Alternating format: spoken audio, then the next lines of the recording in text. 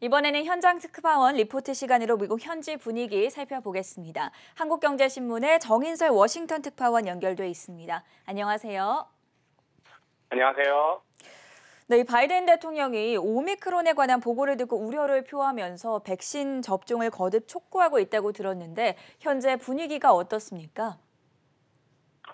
다들 모든 사람들이 그런 것처럼 이제 모든 게 불확실하니까 촉각을 곤두세우고 있는 것 같습니다. 일단 뉴욕 증시엔 오미크론이 일정 부분 반영됐죠. 다른 나라들처럼 미국도 남아공이나 보츠와나, 나미비아 등 8개국에 대해서 여행 경보를 내렸고 29일부터 여행을 제한을 합니다.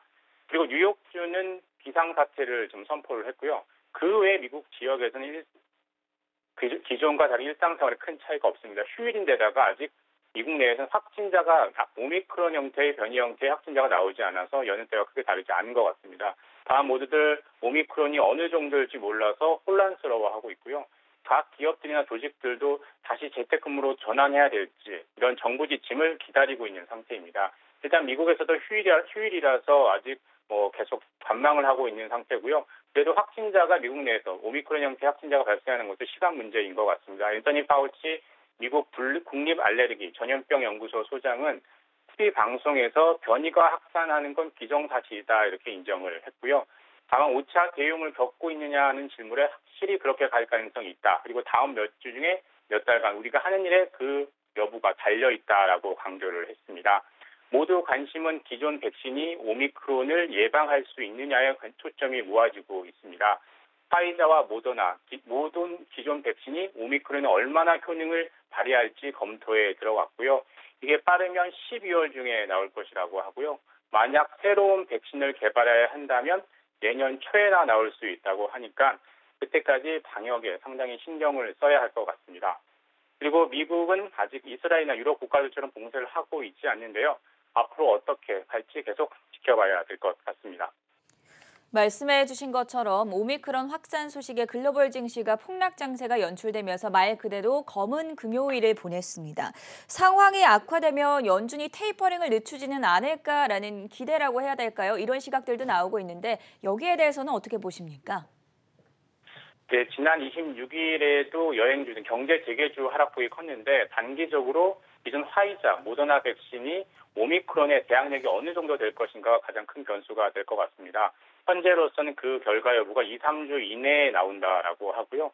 만약 효능이 별로 없다라는 결과가 나온다면 새 백신 배포에 100일 정도 걸린다고 하니까요. 이렇게 되면 증시 조정도 좀 길어질 수 있고 테이퍼링 일정에도 적지 않은 영향을 미칠 가능성이 있습니다. 기존 백신이 오미크론의 속수무책이다, 새 백신 개발이 좀 오래 걸린다라는 얘기가 나오면 미국 중앙은행 페드도 긴축에 나서기 부담스러울 수밖에 없을 것 같습니다. 그런데 문제는 FOMC가 열리는 다음 달 14일, 15일까지 이 오미크론에 대한 백신 예방력에 대한 결론이 나오지 않을 수 있을 것 같습니다. 오미크론만 없었다면 시장 예상으로는 페드가 테이퍼링 속도를 현재보다 더 빠르게 하고 내년보다 더 빠르게 할 것이다라고 예상을 했었는데 현재 상태로서는 오미크론 때문에 그러기가 쉽지 않을 것 같습니다. 결국 제롬 파월 페드 의장이 연임을 확정하고 처음 열리는 FOMC인 만큼 시장을 달래는 말들을 하고 테이퍼링에 대해서도 공격적인 얘기를 하기 쉽지 않을 것으로 예상을 하고 있습니다. 그래서 더 중요한 것은 올해 마지막 테이퍼링이고 12월이라서 금리 인상 전망을 모아는 점도표도 나오고 경제 전망도 발표를 하는데요. 여기서도 FOMC 위원들이 오미크론을 반영을 해서 기존 시장 전망보다 경기 회복에 좀 더 보수적으로 생각할 가능성이 커졌습니다. 향후 오미크론의 확산 속도, 기존 백신의 효능, 새 백신의 개발 속도 등이 테이퍼링 일정을 비롯해서 증시, 경기 회복 전망 등을 모두 결정짓을 핵심 변수가 될 것 같습니다. 현재의 경제 상황과 또 경기 회복에 관한 연준 위원들의 입장을 주목해 봐야 한다. 이번 주에 또 파월 연준 의장의 청문회가 예정이 되어 있죠. 네, 그렇습니다. 청문회뿐만 아니라 파월 의장이 세 차례 연일 연속해서 공개 석상에 섭니다. 일단 미국 시간으로 29일 월요일 오후 3시에 뉴욕 패드 행사에 개사를 하고요. 그 다음날 30일엔 제닛 옐런 재무장관과 함께 파월 의장이 함께 코로나19 관련 상원 청문회 석상에 섭니다. 그리고 다음날 12월 1일에는 제닛 옐런 장관과 파월 의장이 모두 하원 청문회 자리에 나옵니다. 이 밖에 패드 고위급 인사들이 이번 주에 여기저기서 공개 석상이 많이 서게 됩니다. 총합하면 10차례, 12회 정도 되고요. 특히 퇴임을 앞두고 있는 리차드 클라리다 부의장과 랜디 컬스 부의장의 공개 발언을 하는데 마지막이고 하니까 어떤 작심 발언을 할 수 있지 않을까, 내심 있는 발언을 할 수 있지 않을까 관심을 가져야 될 것 같고요.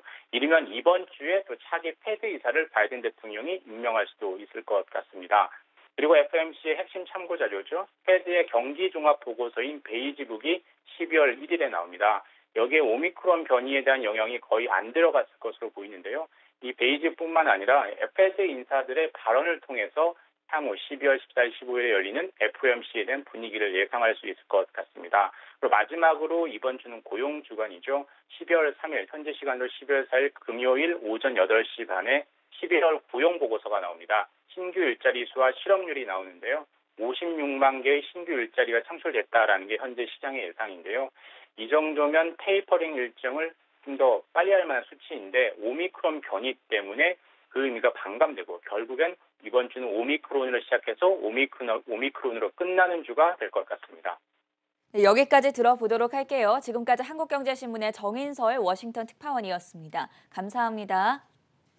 감사합니다.